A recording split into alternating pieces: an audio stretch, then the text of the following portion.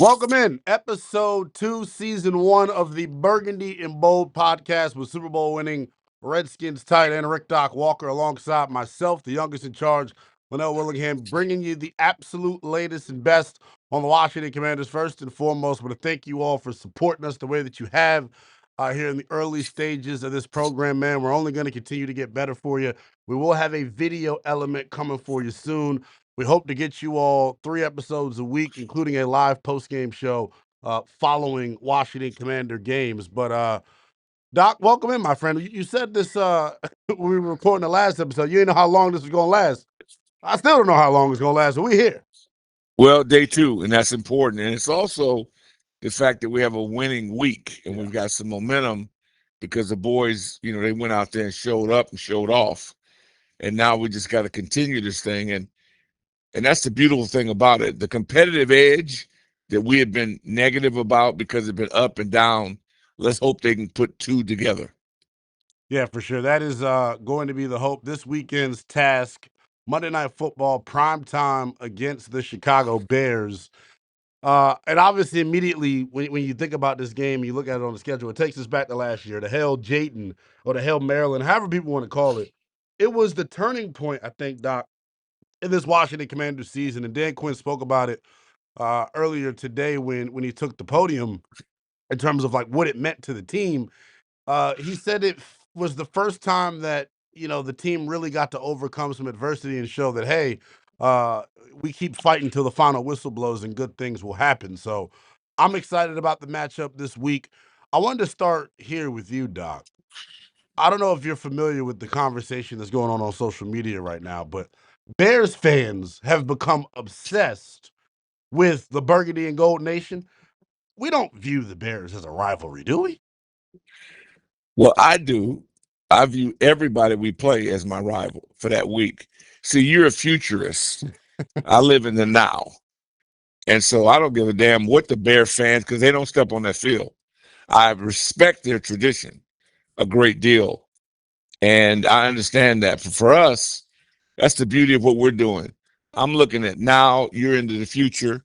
And the middle of that is where we'll probably end up. But since neither one of us busts a grape on the field, it's all hope. Yeah. But I don't get into fan thing. I mean, we got them, they got them. I'm glad that there's juice in this. That's why we're on Monday night. Yeah, a lot of people care about this. We'll be in the black uniforms real quick because I know people are eager to hear your thoughts on this. What do you think about the black alternate uniforms, Doc? Are you a fan of them or what? No, I accept it. And when they win in them, I love it. But when Right. they don't, because I still want the championship jersey back. I want everything back. I may not get that, Yeah. but they're my crew, so I'm behind them. But I don't get into that because it doesn't matter if they win polka dots. As long as we're winning, I'll adapt to it. But no, I'm looking for whatever works for them because I get it. You know, I love Penn State's white Right. because there's always been that. I'm a traditionalist, so I want things because I want the alumni to feel invested in it. When they see it, they feel part of themselves in it. When you start making all these changes and you gut your program, and they're smart enough to try to recover from it. And I appreciate the fact that the ownership group honored the championship look, and they'll get back to it. But no matter what, the play on the field trumps everything for me. I know that's the most important thing. Speaking of the play on the field, one of the things that we'll be looking at, and one of the things that are going to determine whether this matchup goes in our favor or not, is the quarterbacks. Man, a year removed from last year's draft, the number 1 overall pick in Caleb Williams, a local cat here from the DMV that I know you've gotten to see up close in person, Mhm. versus Jayden Daniels, our franchise savior, the number 2 overall pick last year. Jayden was asked about it at the podium, didn't seem too invested in the conversation, not really, invested in dealing with the art of comparison. But it's my job to talk about it. I actually think that by season's end, the debate of who the best quarterback in last year's class was is going to be a lot more difficult of a conversation. Because I think after year one, right, when Jayden wins Offensive Rookie of the Year, people clearly going to feel like, yeah, he is the better quarterback between the two. But I will say this about Caleb Williams now that he's being coached by adults, right? They got Ben Johnson down there. and they've gotten him to play on time, to play on schedule. He's a quarterback that's gotten better each and every week. He is one of the most physically gifted guys that we have ever seen I wear an agree. NFL jersey. And I thoroughly mean that when I say it. I'm not trying to hyperbolize it at all. I know he gets a lot of crap for painting the nails and all that. He's a different type of cat, but make no mistake about it, Caleb Williams is a certified badass at the position. Your thoughts on Caleb and what you've seen from him to this point in his career, and your expectations for Jayden Daniels coming up on Monday night? Well, Caleb is coachable. Don't forget he at Kingsbury too. Right. He's had a lot of really good coaches, and he has remained doing the same things. So to break the habits, and this is what they've got to do. They've got to break some bad habits. He's got to have help from his O-line, which he's getting, and so his gifts can come to fruition. That's the key to it. A lot of guys have talent. This is a great class. There's 5 of them. Right. These puppies that are bona fide ballers, but he needs help. And if he'll trust that help, running game, just like what I think for Jayden, love everything he brings to the table. I think he'll even be better when they got to stop the Fab Five up front. And really, it's the Magnificent Eight because they put Scott in there, and you got Cynic, and you got all these thugs up front. When our personality becomes run first, it's over. Because now how you going to deal with this freak? And I want to take a little bit of pressure off of him because he's also an accurate passer, just as Caleb is. But it's going to come down to the big uglies, as it always does in my world. And now that Kingsbury is feeling a little more rap and country in his vibe, I think it's exciting. That's the thing I'm waiting on is the first series. Yeah. And how we establish who we are. And, we put Big Trick Scott in there. And that thug attack with Scott, Bates, and Cynic. I dream about that because that means we take the air out of the game. And it's really it's a contest, a physical contest between who owns the line of scrimmage. And we got to play smart. Yeah. Can't turn it over. All the basics that happen. But that's exciting that we have the potential to be dynamic in a way that seems boring to most, but it's the most effective way to get to the playoffs is through the ground. And if we can control that and then kill them over the top with the big plays because they got that kind of talent. Yeah. But I'm looking for that. It's a step-by-step deal.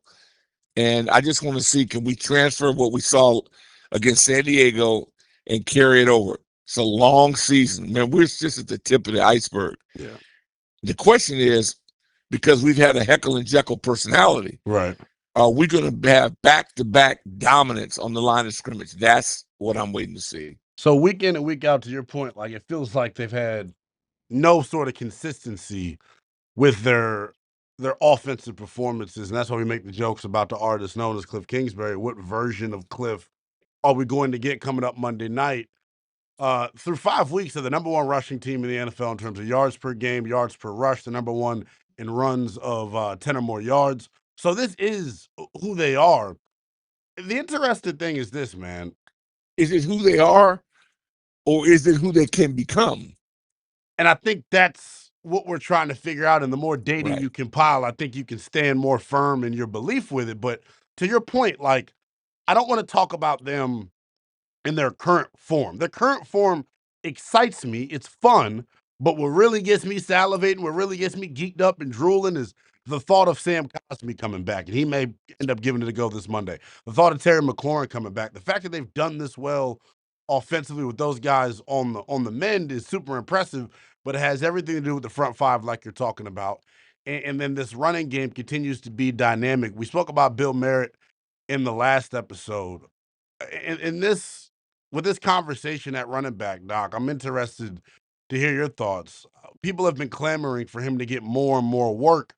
Are you a fan of continuing to go running back by committee, or do you think the kid is that dynamic to where it is a detriment to your team when you take him off the field? Because that's the camp that I'm in right now. I don't No, I like look. the I running respect back room. Rodriguez. I Yeah. respect McNichols, but Mhm. this brother right here is a home run waiting to happen. You don't need to make yourself look. This ain't Pop Warner, right? This ain't Little League. You're not getting participation trophies. Not everybody's gonna get to play. right? I feel like in Little League, man, you got aunties and uncles and grandmas and grandpas. Hey, why isn't my kid playing? Why isn't my kid playing? This is the National Football League, and the best guys should play. But I do understand that there's a balance to strike in terms of keeping Bill healthy for a 18 to 20 week season, which this team There you go. hopes There that you they can go. get. No, don't lose your enthusiasm, but because it's important. But see, I'm looking at body shots. I want Frazier and Ali in one. And you can't get that in 2 or 3 weeks. You can get it over 10 or 12 weeks. Yeah. So I'll be in your audience in December.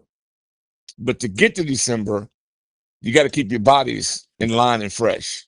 And be happy that you have 3 guys that you trust. Right.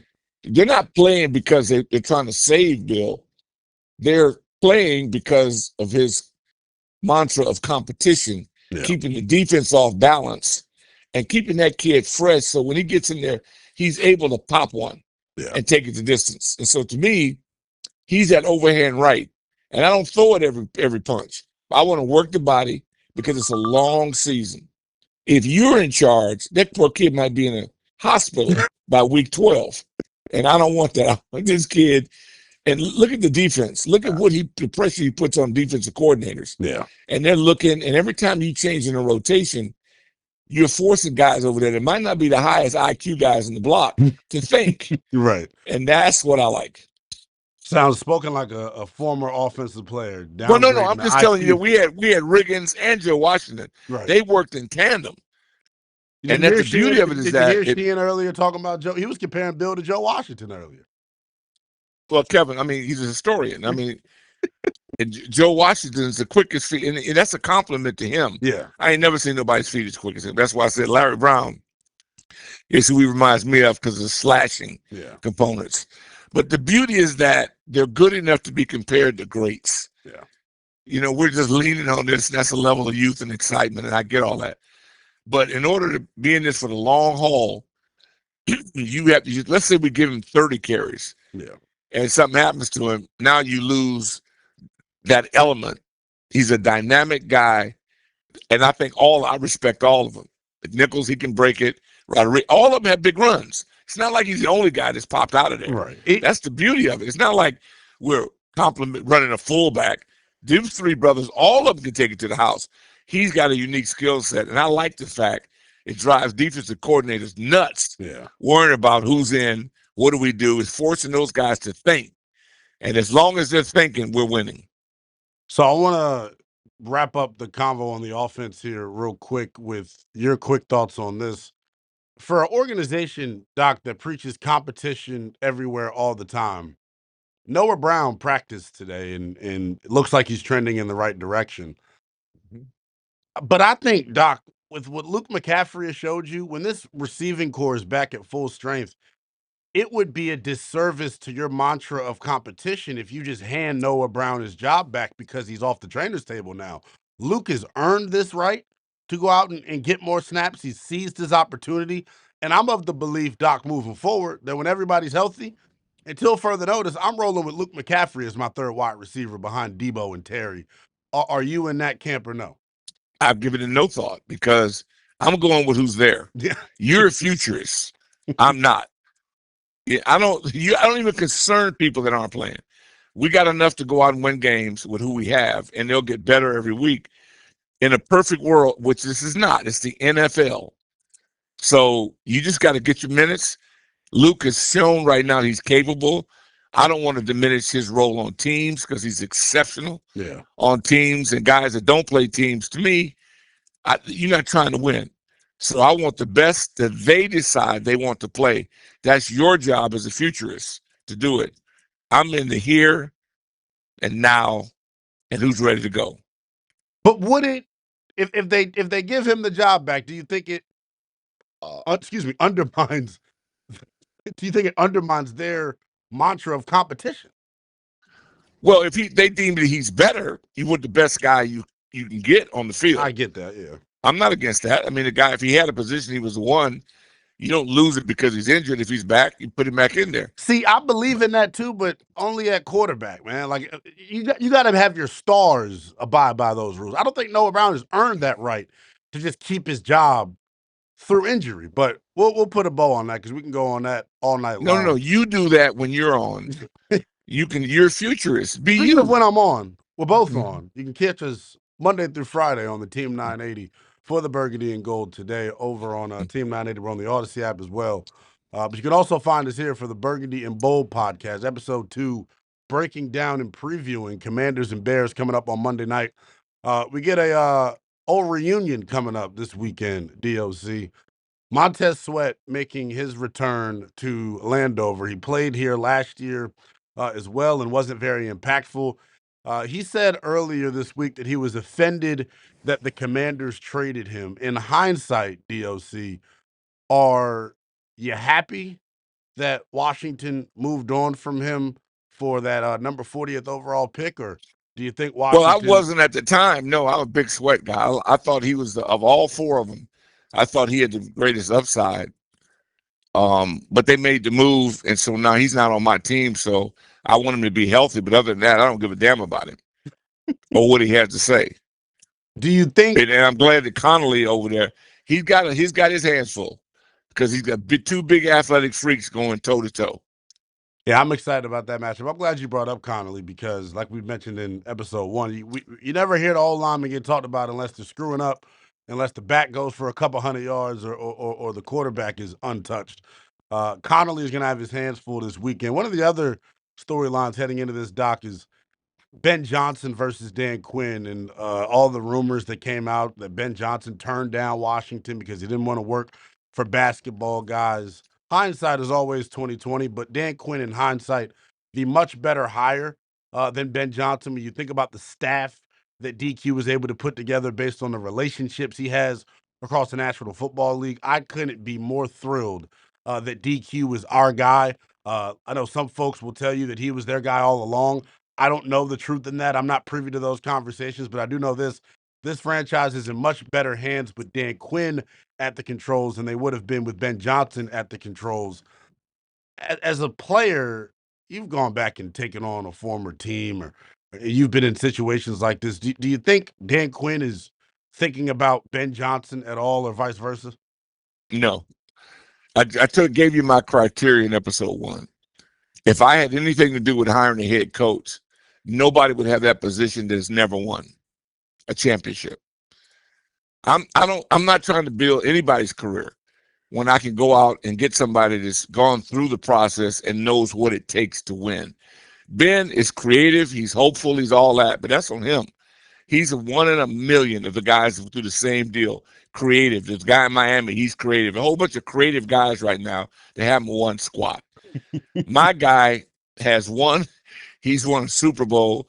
He's been in Super Bowls, 3 or 4 of them. So I have no problem with that. I want a guy that knows how to get to the destination Battle I'm trying to tested, get man. to, not a guy that's reading the map. He's using, he's using what do you call it? The navigation. You Ben, no, Siri, just use GPS, navigation. My guy can read a map because he's been there. So that's just me.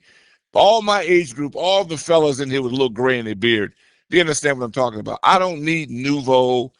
He reminds me of the guy that was with Belichick's ace. They give him 3 or 4 jobs because they've been around people that won, yeah. and they show that they can't do it. Maybe he can, maybe he can't. The good news is that I don't give a squat about him because my guys his pedigree is rich. Now we got to do it. He doesn't play. Neither one of them play. So the question is, can they influence those that do play and coach under them? This is a staff we're going against, not just one guy. Yeah. We're going against the staff. I'll take my staff over their staff. Some key numbers in this Commanders and Bears matchup that we'll get to here real quick. Bears have the worst run defense, Doc, in the National Football League. So hopefully, Cliff is listening to some Bone Thugs and Harmony on the way into Northwest Stadium on Monday night because Washington should have the advantage on the ground. The Bears have not been good tackling. They have not been good with their run fits. So you would assume it is another big-time Bill Krosky merit night. I think we all knew those numbers coming in. This shocked me as I was prepping for this thing, Doc. Caleb Williams last year was one of the most sacked quarterbacks in football. This year, though, under Ben Johnson, and they've retooled that offensive line in Chicago, Caleb is one of the least pressured quarterbacks in the National Football League, one of the least hit quarterbacks in the National Football League. And when you think about the Commanders through the first 5 weeks of the season, Doc, when they've gone up against formidable offensive lines like they did on Thursday night against Green Bay, and then against the Falcons 2 weekends ago, the pass rush struggled to get after those quarterbacks. Your confidence level in the Commanders' pass rush on Monday night to get after Caleb, a guy that's one of the least hit dudes in the NFL through 5 weeks. Well, it's another challenge. You know, every week is a challenge, and they're all about matchups. And you know, Newton showed me something. He's coming. We got McGee who's getting snaps. We're coming. Our defensive line has been consistent in their rush. I like to see a little bit more action in terms of us blitzing the field. And Luvu's got to have his game. Yeah. I'm waiting on him to have his breakout game. And this is a game that he could have that. You know, the Bears have retooled. They did what they had to do. Caleb's also getting rid of the ball quicker. Yes. So he was a guy that the ball was stuck to his hand. So give Ben Johnson. Well, like man, how that was holding a grenade. Caleb, the coaching, Ben can coach. Yeah. He's getting some development, but it's all about matchups. What happened in the past does not affect what's happening in our game because it's a personnel issue. And our guys, I'm pleased with our ends. I'm pleased that we're getting a little bit more pressure. Not a championship pressure yet, but I think coming off last week, I'll take the momentum that we have. I just want to see Luvu have his game. But our ends, I'm pleased. We've been consistent in that, and they don't know it because they're game planning it. It'll be interesting to see what happens. What we got to do is just keep them in third and long. Yeah. First down's the most important down of it all because it sets the table. And we know that we're hoping that Caleb coming back home, not everybody that comes home has a homecoming. Right. But, he is not forgotten the last time he was here. Just like with JD5. Going back to LA meant something. It means something when you're in front of peers. It means a lot. He's a competitor. So I would keep as much pressure on. He's not the easiest guy to sack, but a lot of people got to him. But last year's team, they're completely different, and so are we, hopefully. One number that stood out when I was getting ready for this, Washington's done a really good job through 5 weeks, Doc, getting pressure, rushing just 4. They've got the 5th highest pressure percentage when only rushing 4 in the National Football League. So hopefully they can get after Caleb with just 4 so they can leave guys in coverage because they have dudes on the perimeter talking about a Dunze and DJ Moore, Luther Burton's come on, Cole Kmet, their tight ends getting involved. They're loaded. The one area that they've struggled is running the football. Washington's been really good there this year. So it should be a good matchup on paper. I think the key is getting after Caleb Williams, making them one-dimensional, and that's something that they've been throughout the first 5 weeks of the season because they can't run the football. So if you can get the chance to pin your ears back, you should be good. Yeah, and that's pretty much every show, every week. It's about the same formula. The fact that Wagner is healthy, the key is so important to have coordination and communication. Yeah. And as long as that green dot's on Wags, I'm trusting Wags. And we've got guys that are just starting to play their best ball. What's important about it is not what a guy has done, it's what he's going to do. Yeah. And that's what I'm waiting for. The thing I'll be looking for first quarter, our energy has not been consistent week after week. So I need that energy. Yeah. So whatever's got to be done to get that going, that's the most important thing because believe me, the Bears were humiliated a year ago, and that sticks with you. Man, that game has been talked about. Oh, my goodness. It's been played. Oh, my God. Just imagine if you were them, how you would feel. Obviously, they felt like they controlled it. They felt like they were in the driver's seat. So they're going to be intense. You're going to get a good shot out of them, but hopefully they're going to get our best shot because we really haven't seen our best shot yet. And that's the interesting part to me. And I do feel for the Bears. It's like a war general watching his troops continue to get, grenaded time in and time out again. They keep replaying it. I know Ben Johnson, when he spoke this week, said he's not focused on that. This is a new season, but you got to think it's in the back of their mind as a motivational tactic. One thing we'll do each and every preview show as we get you warmed up for Commanders and Bears coming up on Monday Night Football, me and the DOC will give out our key commander heading into this one. We'll each pick one guy from the offense, one guy from the defense. I'll go first with my 2 guys. I'll start on the offense. My key commander offensively is actually going to be somebody you mentioned, a young pup, Josh Connolly Jr. Haven't heard his name called in a couple of weeks. He's played really well after struggling out the gate. And who wouldn't struggle against Parsons and Burns and all these other guys. But he got with no Montez help. Sweat this week. See, we didn't have Trent Scott over there. No, we didn't. Let me tell you what. The artist, Kingsbury, give him credit. He adjusted. Yes. See, I love people that they try something, it doesn't work, they come back and they make sure that doesn't happen again. And now that we're playing 8 studs, you got to realize now, when they put Trent Scott in his tight, I'm screaming because the same thing I've been thinking the whole way. That's what I'm looking for. This because it's the closest version of Philadelphia. Yeah. We just big physical freaks, and there's nothing you can do to stop it. And with our backs, and this is the thing about Bill, you build that wall up front, he gonna find a crease. Oh yeah, one way or another. He gonna pop it out of there, and once that's discouraging to the defense, let's make one thing straight. Last year's staff of the Bears, they weren't here. Yeah. They're going to erase that out of their mind. That's not on them, and that's what they're going to convince this team of. And they do have a great fan base. They have a lot of tradition, and I respect the hell out of them. But I want to be up on them and beat them in a way they don't want to be beaten, and that is to just mauling them, because that's the game. Who's the bully? We have to be bullies, not artistic, but straight out thugs. Yeah. And that's why last week I'm so excited about it now. Do I think it can happen back to back? I haven't seen it. They haven't shown that. They haven't shown that. So I don't know who they are. I'm waiting to find out their identity. Identity is not all them slogans. Identity is what you put on the field. And then them T-shirts will sell out. They'll lead the league in sales. Anytime, okay, good. Well, how about Monday night? And if they do that, then I'm confident that the place is going to be a madhouse. About energy. I think the energy in the building should allow them to get revved up. But I think Josh Connolly's the offensive guy I'm putting under the microscope. How is he going to handle this matchup against Montez Sweat, a guy that is one of the most freakishly gifted athletes in the National Football League? My defensive key commander is a guy on the interior, man. A dude that has played really, really well. He was mic'd up for sound last week. My guy on the interior that I'm looking at is Deron Payne. Can Deron Payne take over this football game, going up against Joe Thuney in the middle of that defense, going up against Jonah Jackson? They got some real veterans on the interior of that offensive line. How will Payne and Kinlaw handle that matchup? Because when they have dominated on the interior against New York, against Vegas, and then Sunday against the Chargers, we've won.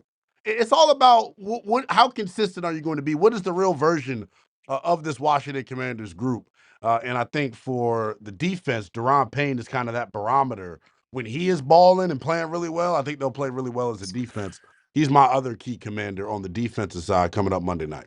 And those are good. I like those. I don't have a problem. I think I could have probably done that. But, my guy, Chris Paul. You're going with Chris Paul. I'm telling you, because that gives me, he completely is dominating people. And it's amazing the commitment that he's made. And that left side, Council, you expected, but his run performance now, he's competing. Yeah. He's hard to beat off the edge, but he's balling people. But it's the nastiness that this young man, Paul, has demonstrated. He's playing like a guy playing for a new contract. He's playing for recognition. He's playing with an edge that is incredible to see a guy that is displaying the skill set right now, which is absolutely awesome. And then for me, a corner. If we get it's O-line, and then also we can't give up a big play. Yeah. If we make them drive, we win. Yeah. But you can't give up plays, and that's why I'm sticking with Lattimore. Because Lattimore, in a game like this, against receivers that can flat out get it done, and hopefully he'll get some pressure. But if not, I need him to do what I know he's capable of doing, because these boys got some killers out on the edge as well. Like most pro teams do. They're a pro team, but they got some real exceptional people. If we deny that strike, make them earn it. And so I'm going Lattimore because I know he can, but I need to see it. Yeah. He played really well last week, too. Washington playing a lot more zone coverage over the past 2 weeks. You're seeing the philosophical shift of Joe Witt saying, hey, look, we may not have the horses on the perimeter to live in man-to-man. We may not have the pass rush to live in man-to-man, but the ability to be able to go zone and be able to mix it up and confuse opposing quarterbacks, I think is huge. I Before we love what he did. I love what he did. I wanted to go Louisville. Louisville was on my mind on this. He's like the Joker, and that would be something that because Caleb is slippery. Yes. And you can get pressure on him. So it's the second wave of the rush or the rusher that can be really impactful in the game. Because Caleb is, the dude is, his feet, I call him Fred Astaire at SC. This dude's feet are unbelievable. And that's why I'm leaning, but I know the last line of defense is we can't get beat over the top. We got to make them earn it.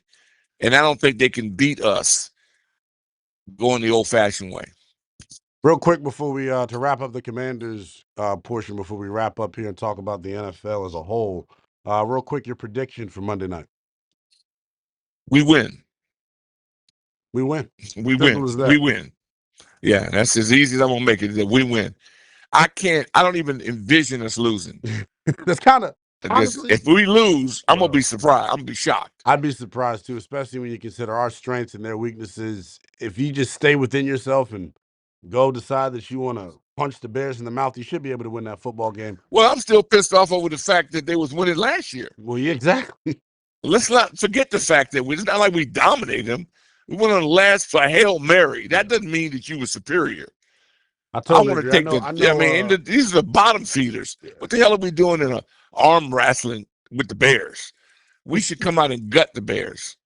I'm ready for it. I'm hoping this would happen. I'll pick the Commanders as well. Hopefully we both look right at the end of this thing. But no, I just think they're better in all three phases is what it seems like. So hopefully they can come out and take care of their business in front of a packed crowd. And the real thing is that it's Jayden's second game in the brace. Yeah. And to me, I second mean, we've game done on Monday night too. You saw last time he was on Monday night against man, let me tell you something. And he owes himself. Yeah. Believe me, he remembers Monday night. Mm-hmm. And now with the because this dude here, he's a straw that turns the drink. If everybody else around him does his job, you can put your foot on this one. Doc, I think you made a good point too. Plays. Last time we saw him in prime time against the Packers, it was the worst game I've seen him play. So exactly. I totally there agree. You go. Now you're thinking. He definitely is going to feel like he owes us one, and I just think dating back to last year, he played his best games in those biggest moments. So and plus too, Big L. Yeah. Also remember this: this guy was drafted ahead of him, and don't you think? Yeah.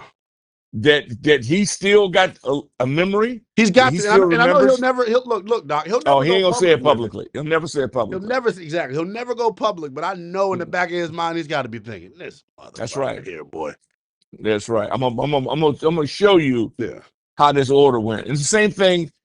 If you look at Drake May, if you look at these young kids that were drafted in the first round, all of them got a chip on their shoulder, and they're playing. Yeah, and they're playing. But for JD5 right now, when you are taken out of a game and this game that you love is taken away from you, you can't wait to get back. He was out on the West Coast, showed off, showed up, and that's the most pressure because when you're family, you're high school, everybody's there for you.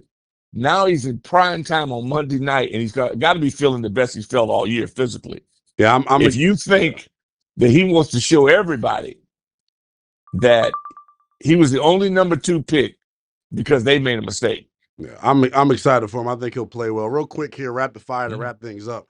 Your thoughts on the Joe Flacco trade, now putting Shedeur Sanders one play away from being the guy. His coach, Kevin Stefanski, came out earlier today and said they're undecided on who the backup quarterback is going to be moving forward. I think that is not a good sign for Shedeur, but I will say this, man, he's one play away. I hope he's ready when his opportunity comes. Yeah, well, again, that's for social media. That's like a soap opera to me. But whatever. If and it's good because it's entertaining, but they see him every day in practice. Do you ever look at him, Doc, and go, "What the hell are you thinking, brother?" Did you see when when they recorded him, when they was interviewing him, miming and whatnot? See that's Coach Thompson would say that's foolishness. Yeah. And until when he gets in the game and starts to play, I'll jump on the bandwagon. But for now, I got a team that's hot. The market is boiling up. Why would I be concerned about a guy that don't play? A backup. That's your thing. See, you and your young people, all you youngsters, because it means something. Maybe you picked him in your fantasy team and you Well, look, got I don't all look. this The stuff only you into. fantasy, look, the only fantasies Yeah, I let me have, tell you something. the only fantasies I have, DLC deal with dollar signs, brother. But Yeah, well, that's what I'm saying. All of my brethren that have a little gray in their beard, they don't give a damn about Shadur Sanders. I don't give a damn about anybody that's not playing. When he starts playing, I loved him in Colorado. I know he can play. The question is, will he when he gets his shot? I hope I he saw does. the kid from Oregon that was Benedict Dillon.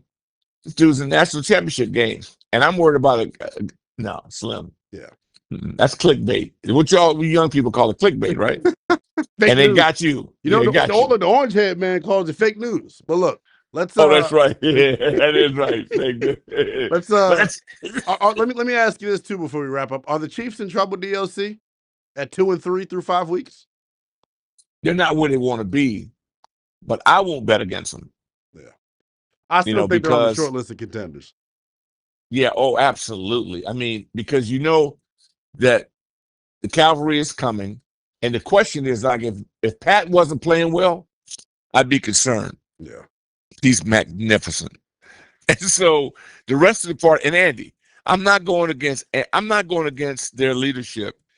They got the culture and everybody plays them. They've got 17 playoff games every year. yeah, pretty much. Yeah. Every year. They had 17 playoff games. And so no, I'm not. If you hear me go against them, then you know somebody. It Something was about a what they broken call it leg or AI. something. No, it was AI. It was AI. It was AI.